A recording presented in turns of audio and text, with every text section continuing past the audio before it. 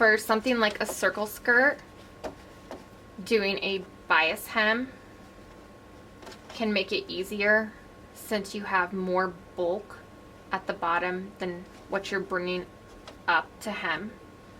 So I have a bias tape that I made. I only pressed one side in, and now I'm going to sew it to this edge of this circle skirt, fake circle skirt.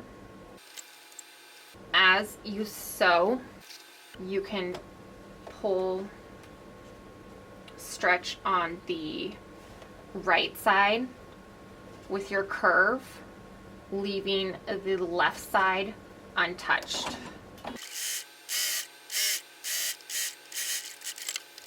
I pressed my seam allowance towards my bias tape. I also clipped the curves on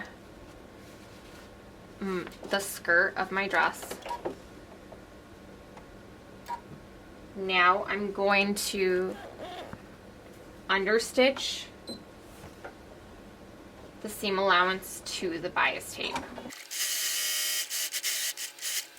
I went ahead and pressed the bias tape towards the inside. Now I'm going to pin these.